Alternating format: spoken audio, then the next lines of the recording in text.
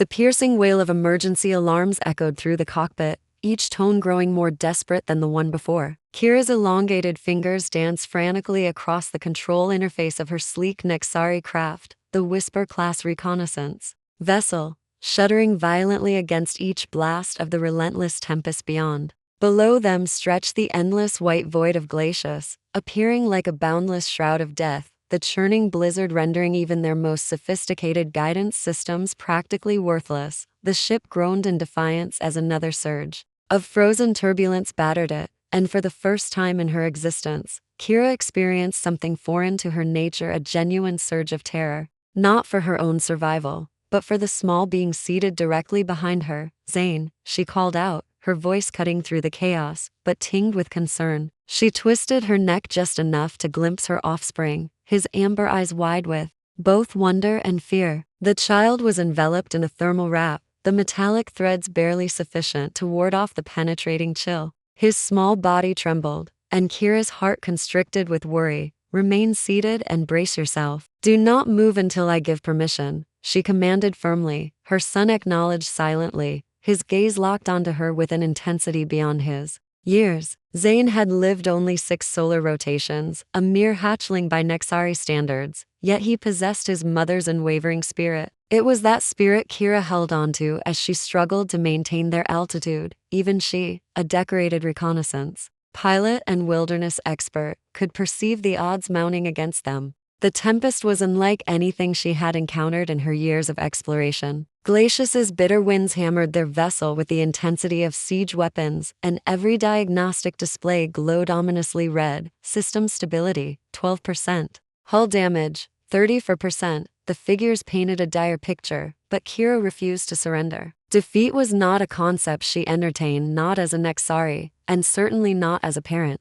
She gripped the manual control lever, her muscles straining against the resistance as she guided their craft toward a nearby ravine that seemed marginally protected. The ship bucked wildly, a deafening metallic shriek reverberating through the cabin as one of the stabilizing fins tore away. Sparks cascaded from the control interface, and the acrid scent of burning circuits filled the air. Zane, prepare for impact, she shouted, gripping the controls tightly as she braced for the inevitable. The vessel struck the frozen ground with tremendous force, jarring every bone in her body. The sound was a symphony of tortured metal and shattering ice as their craft skidded across the frozen terrain before grinding to a complete stop. For a moment, only silence remained, save for the faint whine of the dying engine and the howling wind beyond. Kira's chest rose and fell rapidly as she evaluated their situation, adrenaline coursing through her system. Zane? She called again, her voice softer now but equally urgent. She unbuckled her restraints and half-crawled, half-stumbled to the rear of the cabin. Her son remained cocooned in his seat, his small face pale but alert. His wide eyes met hers, and she felt a wave of relief as he reached toward her.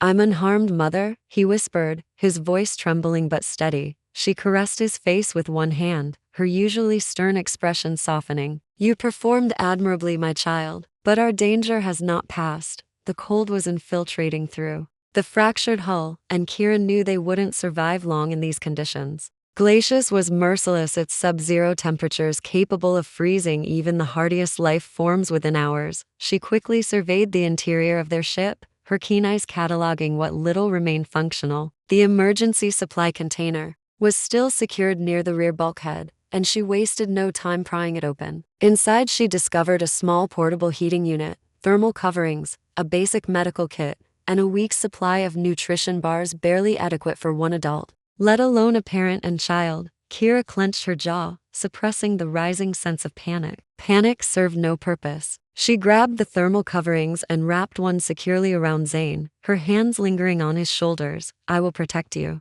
she declared firmly, more to herself than to him. Zane nodded, his trust in her absolute. Using the remnants of their ship's interior, Kira constructed a makeshift shelter. She worked swiftly, her movements precise and methodical despite the numbing cold that was beginning to stiffen her joints. The ship's structural panels became walls, and the portable heater was positioned at the center, its faint hum providing the only semblance of warmth. As she worked, her mind raced, The Nexari were a proud and independent species, renowned for their resilience and self-reliance. Seeking assistance was considered weakness and admission of failure. But Kira was a mother first, and her son's life outweighed her pride. She activated the emergency beacon, the faint signal pulsing into the storm. Would anyone detect it? The chances were minimal. Glacius was a desolate moon, its only visitors being researchers, traders, or the occasional foolhardy explorer. Kira had no idea who or what might answer her call, but she had no alternative. The hours dragged on, the storm beyond growing more fierce.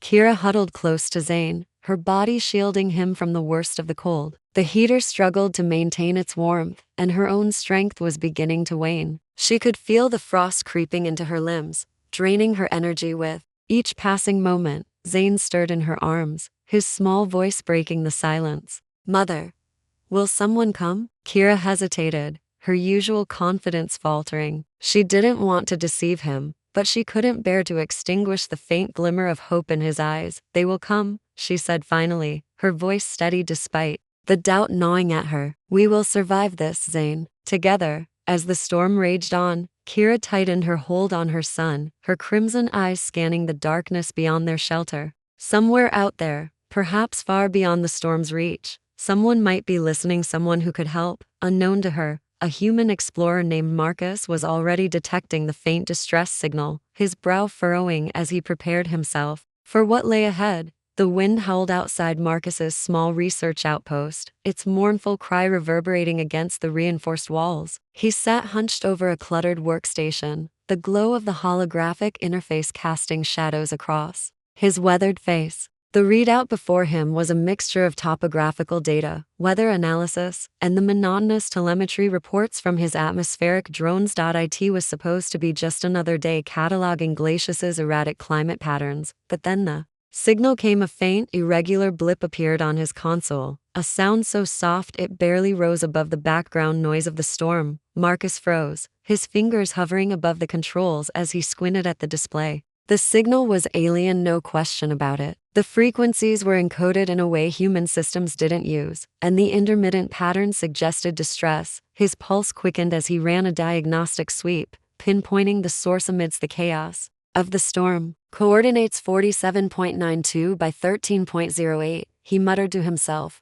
pulling up the map. The location was deep within the storm's epicenter, where visibility would be near zero and winds would exceed safe levels for any hovercraft. He leaned back in his chair, the hum of the console fading into the background as he weighed his options. On Earth, they had a name for this kind of situation, a fool's errand. But Marcus had never been good at ignoring distress signals. It wasn't just a professional obligation, it was personal. Years spent as a rescue engineer before he transitioned into research had ingrained in him a simple philosophy: if someone needed help, you answered. No exceptions. "Damn it," he muttered, running a hand through his unruly hair. The storm outside raged like a living thing, its ferocity almost daring him to try. Marcus rose from his chair, already grabbing his insulated jacket. His hovercraft wasn't designed for conditions this extreme, but he'd made enough field modifications over the years to give it a fighting chance. And if someone was out there, alien or not, they wouldn't last long without help. The craft trembled beneath him as Marcus piloted it into the storm, its stabilizers straining against the relentless gusts. Snow and ice battered the reinforced windshield, forming an opaque layer that the wipers struggled to keep clear. The controls vibrated under his hands, a constant reminder of how precarious his journey was. He glanced at the navigation display, the blinking beacon of the distress signal guiding him like a lighthouse in a sea of chaos. "Just hold on," he murmured to whoever might be listening, though he knew they couldn't hear him. His jaw tightened as the wind howled louder, the craft lurching violently as it hit a pocket of turbulence. The terrain below was a blur of jagged ice formations and treacherous crevices, each one a potential death trap if his craft lost altitude. The closer he got to the signal's origin, the worse the conditions became. His hands moved instinctively across the controls, compensating for the sudden shifts in wind pressure and keeping the craft steady. The heater struggled against the cold, frost creeping along the edges of the cockpit as the temperature plummeted. Marcus's breath fogged with each exhale, but he ignored the discomfort, his focus razor-sharp. At last, the scanner picked up the faint outline of a crash site. Marcus's Heart sank as he adjusted the hovercraft's altitude, circling the wreckage. The ship was unlike anything he'd ever seen. Its sleek alien design was partially obscured by a thick layer of snow, but even through the storm's haze, he could tell it was in bad shape. One wing was completely sheared off, and the hull was riddled with cracks that exposed its inner workings to the elements. Marcus landed the craft as close as he could safely manage, the thrusters kicking up a flurry of snow as he touched down. The wind howled as he stepped out, the cold biting through his layers within seconds. Pulling his thermal hood tighter, he grabbed his rescue kit and trudged toward the wreckage, each step sinking into the deep, unforgiving snow. The inside of the ship was barely warmer than the storm outside. Marcus's flashlight cut through the darkness, revealing a chaotic scene of shattered equipment and scattered debris. His boots crunched against the frost-covered floor as he made his way deeper into the wreck, his breath misting in the frigid air. Then he saw them huddled in a makeshift shelter. At the far end of the cabin were two figures, a woman and a child. The woman's skin was a deep iridescent blue, her features sharp and angular, yet strikingly humanoid. She was crouched protectively over the smaller figure, a child wrapped in layers of thermal material that did little to hide his shivering, crimson eyes snapped to Marcus as the woman rose, her movements quick despite the obvious toll the cold had taken on her. "Stay back," she barked, her voice carrying an unmistakable edge of authority. Her accent was thick, the words clipped but intelligible. She positioned herself between Marcus and the child, her posture defensive despite her weakened state. Marcus raised his hands, palms outward in a gesture of peace. "I'm here to help," he said, keeping his voice calm and steady. "I picked up your distress signal." The woman's eyes narrowed, suspicion etched into every line of her face. "Why would a human risk themselves for strangers?" she demanded, her tone laced with mistrust. Her kind didn't believe in altruism. Every action had a motive. "Because if I don't, you and your kid won't make it," Marcus replied bluntly. He gestured to the child, whose labored breathing was audible even over the storm. "I have a heater in my craft, better thermal blankets, and medical supplies. Let me help you." For a long moment, the woman said nothing, her gaze flickering between Marcus and her son. Finally, she stepped aside, though her posture remained tense. "If you harm him," she warned, her voice low and dangerous, "there is no corner of the galaxy where you will be safe." Marcus didn't doubt her for a second, but he had no intention of breaking her trust. He knelt beside the child, his practiced hands quickly assessing the boy's condition. The child, Zane, the woman had called him, was hypothermic, his pulse weak but steady. Without wasting time, Marcus wrapped him in a thick thermal blanket from his kit and activated a portable heater. The device hummed to life as it began to warm the air around them. The woman watched every movement with hawk-like intensity, her breath hitching when Zane stirred and let out a faint whimper. Marcus glanced up at her. "He'll be okay," he assured her.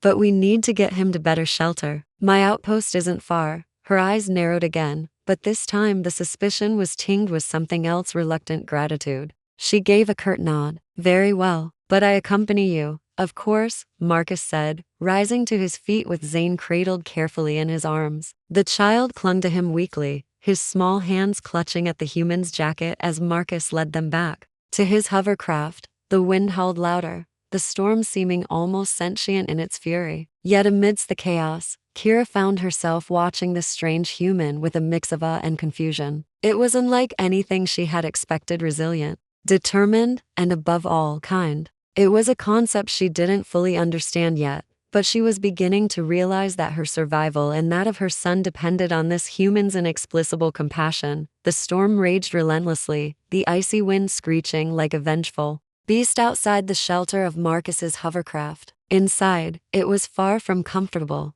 but it was warm. The portable heater worked tirelessly, casting a faint orange glow that painted shifting shadows on the craft's interior. Marcus sat cross-legged near the heater, carefully adjusting its settings to ensure the device didn't overheat. Across from him, Kira sat with her son Zane, still wrapped in layers of thermal blankets. Kira had said nothing since they boarded the hovercraft. She sat rigid, her iridescent blue skin glowing faintly in the dim light, her crimson eyes fixed on Marcus. The silence was thick, charged with tension. It was clear she didn't trust him. Why would she? Humans and Nexari were barely aware of each other, separated by countless light years and vastly different cultures. But the look in her eyes wasn't just suspicion, it was exhaustion. The kind of exhaustion that came from carrying the weight of survival on your shoulders for too long. Marcus broke the silence first, his voice soft but firm. "You're going to need to eat something, both of you."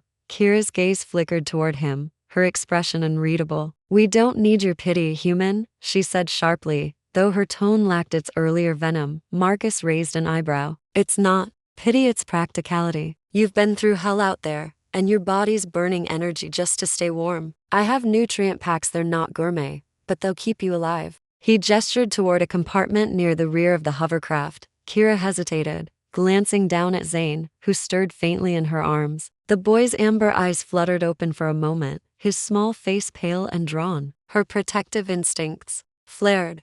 But she knew Marcus was right. Survival wasn't about pride. With a reluctant nod, she unwrapped one of the blankets, exposing her son to the warmer air inside the craft. "Stay here," she murmured to Zane, her voice softer now, almost tender. The boy nodded weakly, his trust in her absolute. Kira moved with fluid precision, her movements quiet as she retrieved the rations. Her every step was measured, her gaze constantly shifting between Marcus and her surroundings. She inspected the packaging of the nutrient bars with a critical eye, her sharp nails testing the seal for any sign of tampering. Satisfied, she returned to her seat, breaking off a small piece of the bar and offering it to Zane first. Marcus watched the exchange in silence. There was something almost reverent about the way Kira cared for her son, as if he were the last precious thing in a universe determined to take everything from her. After ensuring Zane had eaten enough, Kira reluctantly tried the nutrient bar herself. She grimaced at the taste, her sharp teeth tearing into the dense, flavorless material. "Humans eat this?" she asked,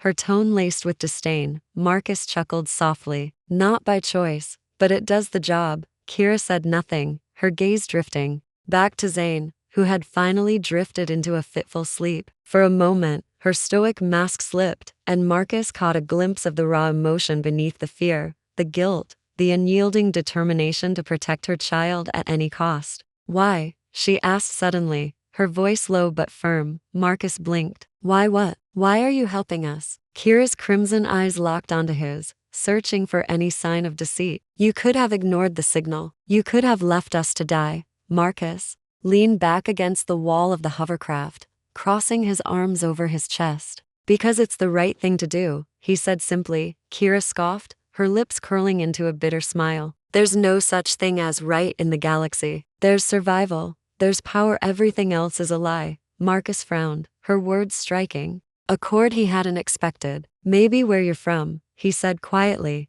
"but that's not how I see it. I've been in tight spots before. I've had people risk their necks for me when they didn't have to. If someone hadn't believed in doing the right thing, I wouldn't be here now." Kira's expression softened, but only slightly. "Your people, they value weakness?" "No," Marcus corrected her. "We value life." The two stared at each other in silence, the tension between them shifting into something less hostile, though no less intense. For the first time, Kira seemed to consider the possibility that Marcus's motives weren't entirely selfish. As the hours dragged on, the storm outside showed no signs of abating. Marcus busied himself with monitoring the hovercraft's systems, ensuring they could maintain heat and power until the worst had passed. Kira stayed close to Zane, her sharp eyes never straying far from Marcus. Occasionally, he would speak small, inconsequential things about Earth, its diverse climates, its people. Kira listened without comment, her expression unreadable, but something in his voice held her attention.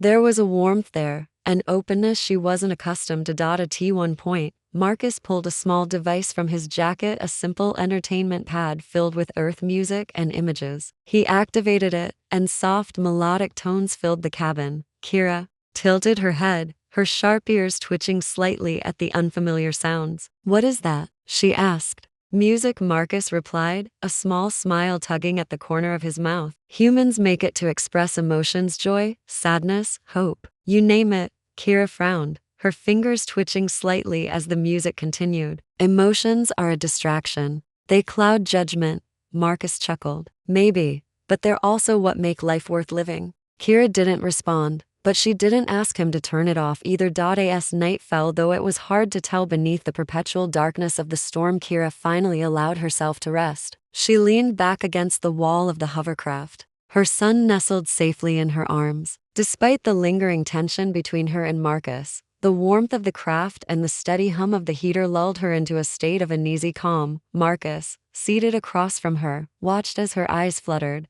closed. For the first time since he'd found them, she looked almost peaceful. But he knew better than to let his guard down entirely. The Nexari woman was formidable, her every movement calculated, her every word a weapon. Still, there was something about her, a quiet strength, a fierce determination that Marcus couldn't help but admire. She was unlike anyone he'd ever met, and though she clearly didn't trust him, he found himself hoping he could prove her wrong. As he settled in for the long night ahead, Marcus glanced at the sleeping child in Kira's arms. He didn't know what the future held for any of them, but he knew one thing for certain. He would do whatever it took to ensure they survived this. The storm might have been merciless, but for the first time in days, Marcus felt a flicker of hope. Not just for Kira and Zane, but for the unlikely bond forming between two strangers from worlds apart. And perhaps, just perhaps, that bond would be enough to weather even the harshest of storms. The storm outside roared like an untamed beast, clawing at the fragile safety of the hovercraft with unrelenting fury. Every gust seemed intent on tearing them apart, as though Glacius itself had decided it wanted no trespassers. Inside, the atmosphere was tense. The heater's low hum provided the only steady sound against the chaos outside. Marcus sat at the controls, his fingers deftly working the panel as he calibrated the stabilizers for the journey ahead. The hovercraft vibrated under his touch, straining against the immense pressure of the icy winds. Behind him, Kira sat coiled like a spring, her arms wrapped tightly around her son Zane, who had yet to stir beyond a weak murmur. Her crimson eyes glinted with sharp distrust, following Marcus's every move. "Whatever you're doing, human, it needs to work," she said, her tone cutting through the quiet tension. "My son won't survive a mistake." Marcus didn't look back but responded in a measured voice. "I don't plan on making one." Kira's gaze lingered on him a moment longer before she turned her attention to Zane, gently pulling his blanket tighter. The boy's amber eyes flickered open for a second, his gaze filled with a fragile light that made her heart ache. He whispered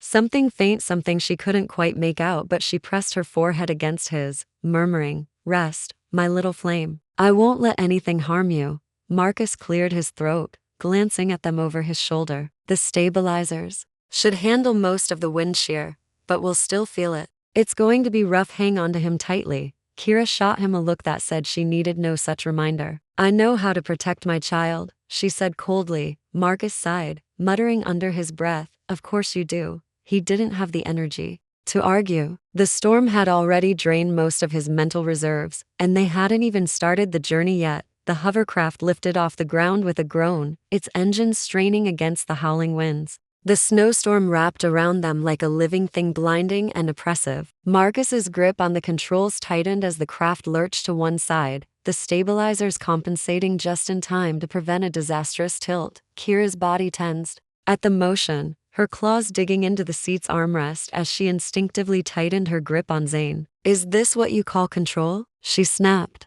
"Welcome to Glacius," Marcus replied, his voice clipped. "It's not exactly a smooth ride." The craft jerked again, and this time Kira's patience cracked. "If this vehicle of yours is as sturdy as you claim, it should be able to handle some wind," she said, her voice laced with skepticism. Marcus turned his head just enough to shoot her a glare. "I don't know how they do things on your world, but here, this is about as good as it gets. Unless you want to step out and walk." Kira said nothing, but her gaze burned into him, her silent defiance louder than any word she could have spoken. The storm grew fiercer as they pressed on, snow whipping against the craft in endless waves, each gust threatening to push them off course. Marcus kept his focus on the navigation panel, his every muscle taut with concentration. He knew they were walking a fine line. One misstep, one wrong calculation, and they would plunge into the icy abyss below. Behind him, Kira watched the human with reluctant admiration. His hands moved with practiced precision, his every action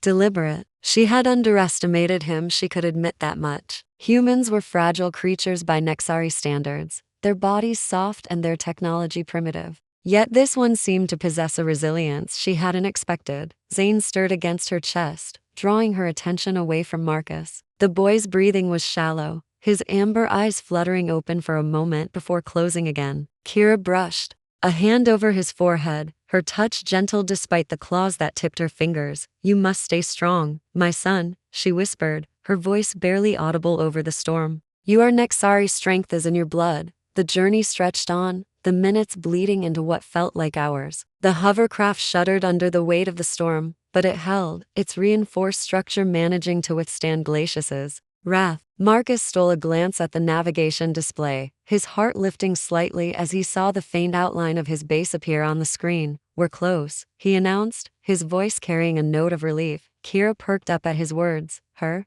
crimson eyes narrowing. "How close?" "About a kilometer," Marcus replied. "We'll be there in a few minutes if the wind cooperates." Kira's grip on Zane tightened. She could feel the subtle shift in the air, the faint promise of safety just beyond the storm. But she knew better than to relax. Glacius was a cruel moon, and she wouldn't trust its mercy. The hovercraft suddenly jolted, throwing Marcus forward against his harness. The console blared a warning, and his eyes darted to the display. "What's happening?" Kira demanded, her voice sharp. "Downdraft," Marcus said, wrestling with the controls. "The wind's pushing us down hard. I need to adjust the stabilizers manually." He flipped a series of switches, the hovercraft groaning in protest as it fought to regain balance. Kira could feel the strain in the air, the subtle vibrations that told her how close they were to losing control. "Fix it," she said, her tone more command than request. Marcus didn't bother responding. His focus was entirely on the task at hand. His fingers flew over the controls as he worked to steady the craft. After a tense moment,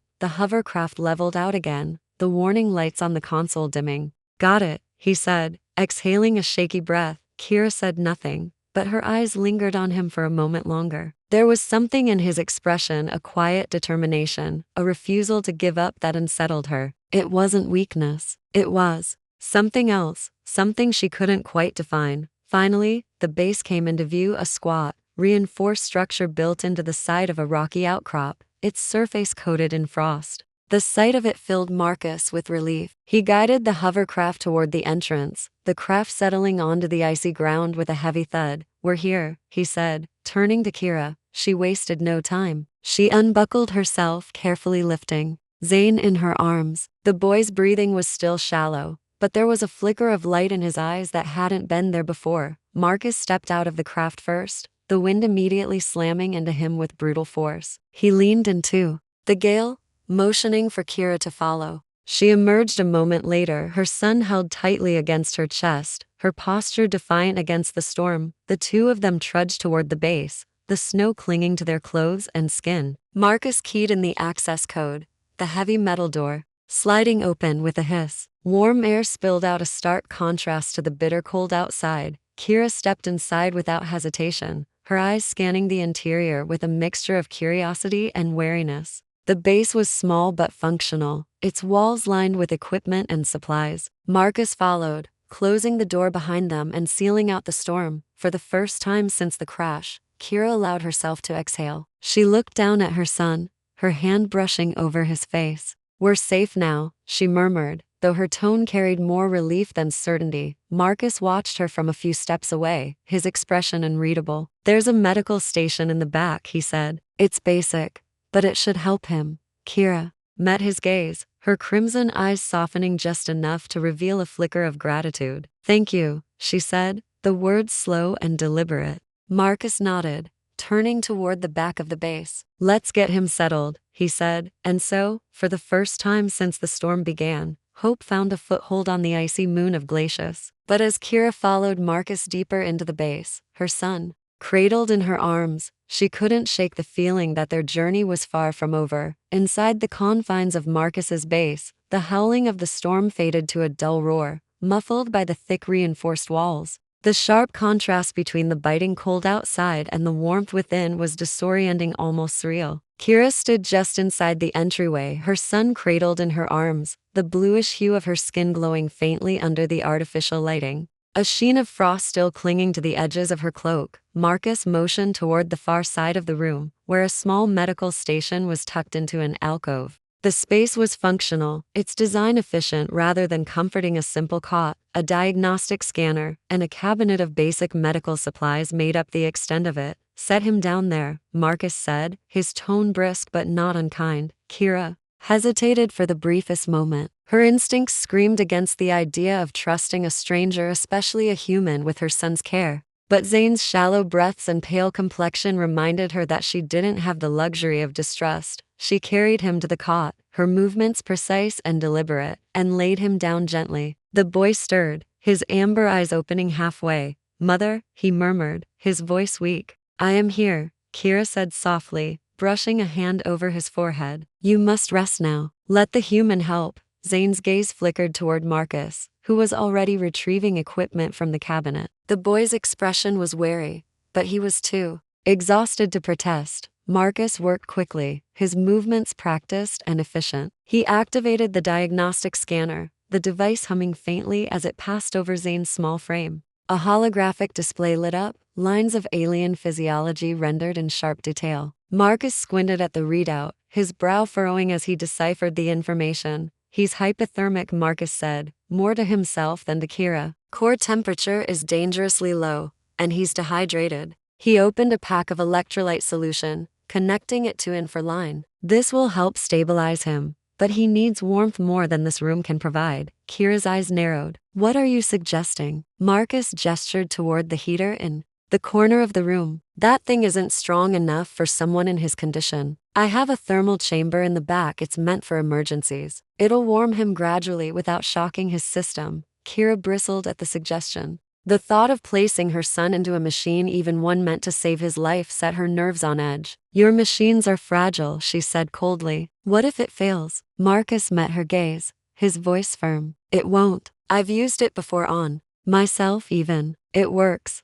The tension between them hung heavy in the air, but Kira could see no alternative. With a reluctant nod, she stepped back, allowing Marcus to lift Zane from the cot. The thermal chamber was a cylindrical device tucked into a small room at the rear of the base. Its exterior was sleek and metallic, with a control panel embedded into its side. Marcus opened the chamber, revealing a padded interior lined with heat-regulating panels. "It'll look strange," Marcus said as he gently placed Zane inside, "but it's perfectly safe. You won't feel a thing." Kira hovered nearby, her arms crossed tightly over her chest. She watched every movement with hawk-like intensity, her sharp eyes darting between Marcus and the machine. Once Zane was secure, Marcus activated the chamber. A faint hum filled the room as the device powered on, its interior lighting up with a soft amber glow. The display on the control panel showed the gradual increase in temperature, carefully calibrated to avoid overstressing the boy's fragile system. Marcus stepped back, wiping a hand across his forehead. "That should do it,"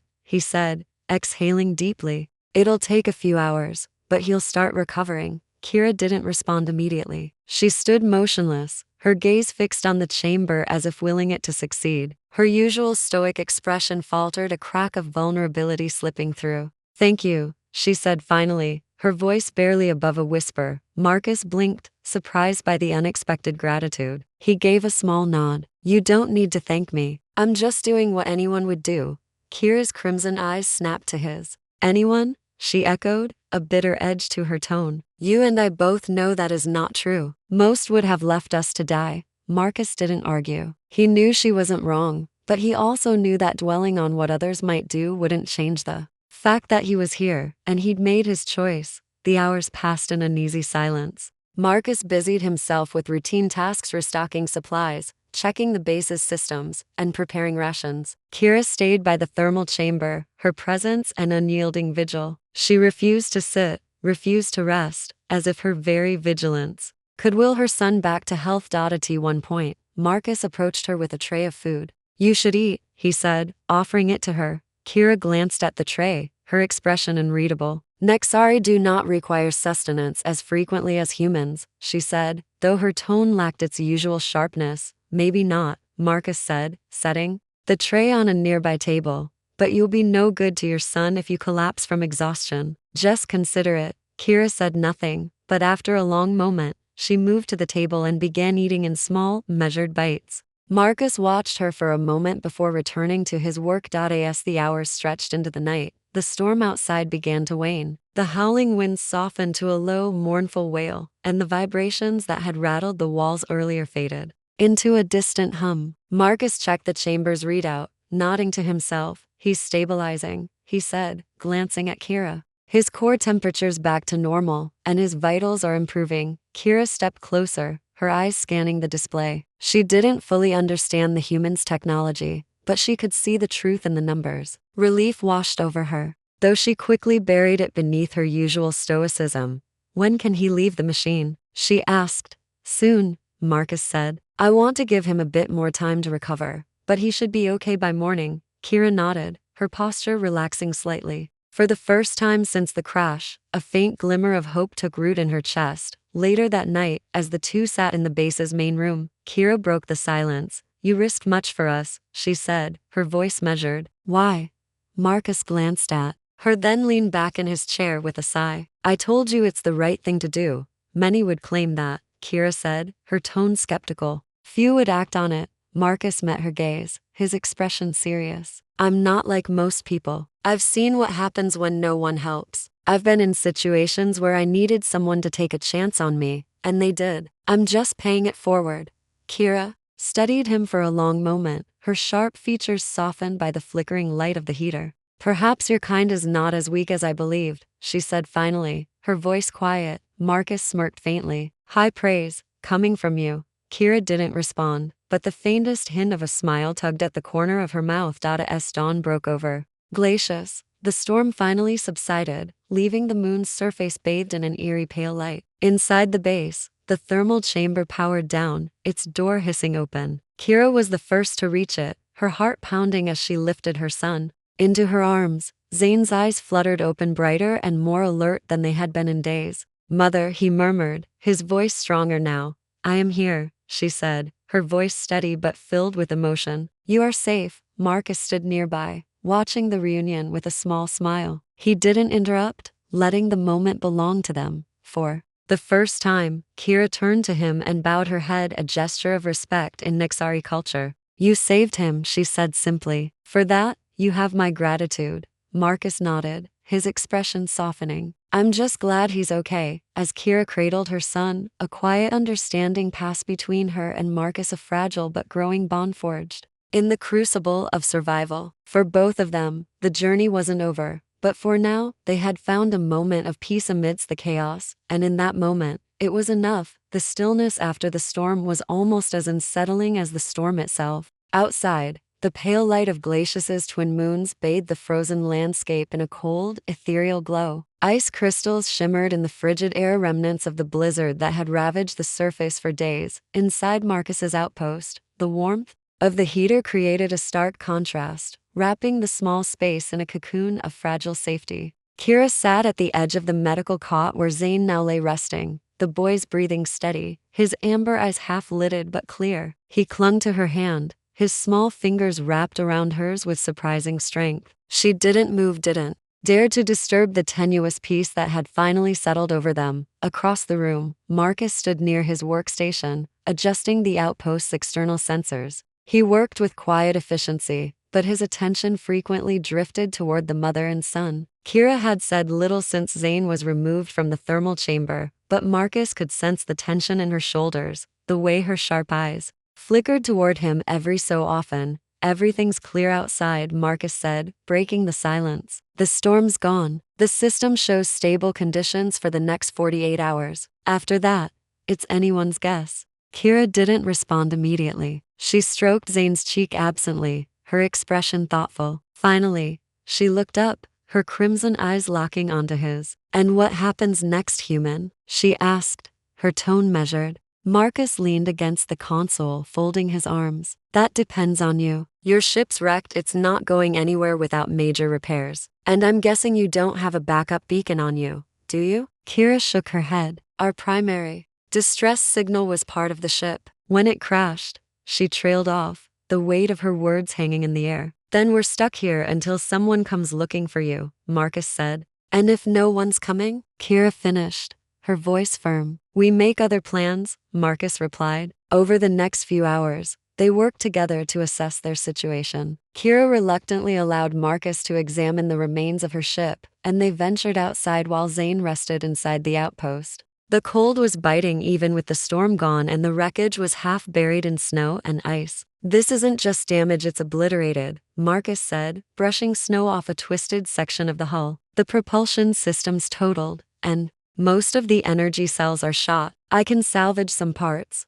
but it won't be enough to get this thing off the ground." Kira stood nearby, her arms crossed tightly over her chest, her cloak billowing slightly in the icy breeze. The faint glow of her skin contrasted against the stark white of the landscape. "What can you salvage?" she asked, her tone sharp but curious. Marcus crouched beside a shattered control panel, prying it open with a multi-tool. "Your power relays look intact. They're more advanced than anything I've seen. If we integrate them into the outpost system, it'll give us a much stronger signal boost. Might even be enough to reach someone out there." Kira raised an eyebrow. "You think you can combine human and Nexari technology?" Marcus glanced up at her with a small smirk. "I've made stranger things work. You'd be surprised how often determination and improvisation get the job done." Kira's expression remained skeptical, but there was a flicker of something else: respect. "Do what you must," she said, stepping aside to let him continue. Back inside the outpost, Marcus set up a makeshift workstation near the primary communications array.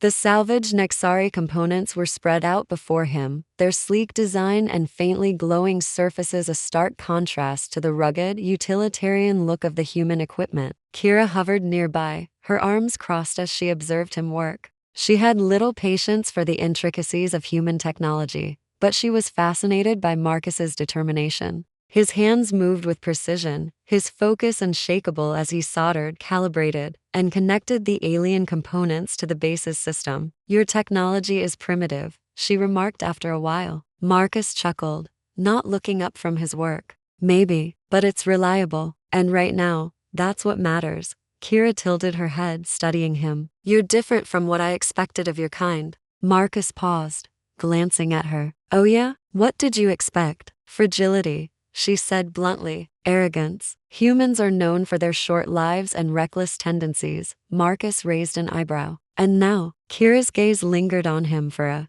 moment. "You've shown resilience," she admitted, "and resourcefulness. Qualities I did not anticipate." Marcus smirked, returning to his work. "I'll take that as a compliment." As the hours passed, Marcus's modifications began to take shape. The communication array hummed with renewed energy, its signal range amplified by the Nexari relays. The once flickering console now displayed a steady green light, indicating a clear and powerful broadcast. "It's done," Marcus said, leaning back with a satisfied sigh. "This should get someone's attention if they're out there to hear it." Kira stepped forward, her eyes scanning the console. "And if no one responds?" Marcus met her gaze, his expression serious. "Then we figure something else out. But for now, we wait." The waiting was the hardest part. Kira spent most of her time by Zane's side, tending to him as his strength slowly returned. The boy was resilient, much like his mother, but the ordeal had left him weakened. Marcus checked on him periodically, offering subtle reassurances that the boy would recover. During the quieter moments,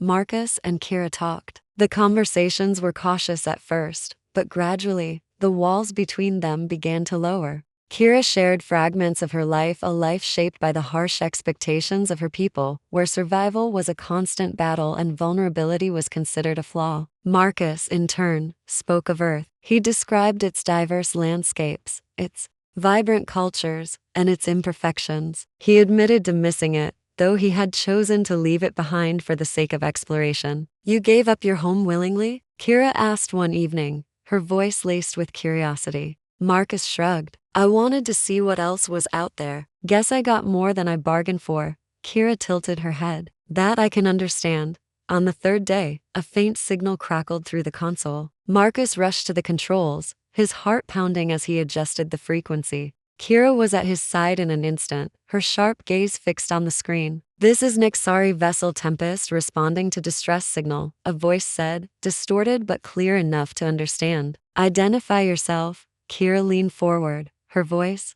steady but urgent. "This is Kira of the Scout Vessel Whisper. We are stranded on glaciers to survivors requesting immediate extraction." There was a pause, then the voice replied, Coordinates received. Extraction team en route. Estimated arrival, 6 hours. Kira exhaled, relief washing over her. Understood. We will be ready. Marcus leaned back, a small smile tugging at his lips. Looks like you're getting off this rock after all. Kira turned to him, her expression softening. Because of you. As the hours ticked down, Marcus helped Kira and Zane prepare for their departure. The boy was strong enough to walk now, his amber eyes bright with curiosity as he explored the base. When the extraction ship finally arrived, Kira stood at the threshold of the outpost, her son at her side. She turned to Marcus, her crimson eyes meeting his. You have done more than I could have asked, she said. More than I believed possible. My son lives because of you. Marcus nodded, his voice quiet. I just did what I could. Kira hesitated, then extended her hand, a rare gesture of respect among her people. Marcus took it, their grasp firm. Perhaps our paths will cross again, she said, her tone carrying a note of hope. Maybe, Marcus replied, a small smile on his face. Take care of yourself, Kira. With that, Kira and Zane boarded the extraction ship, its engines humming as it lifted off. Marcus watched until it disappeared into the sky, leaving him alone on the icy moon once more. But for the first time in a long time, he didn't feel alone. A connection had been forged, fragile yet enduring, like a flame against the cold. And as Marcus turned back to his outpost, he felt a warmth that even Glacius's frigid winds couldn't extinguish.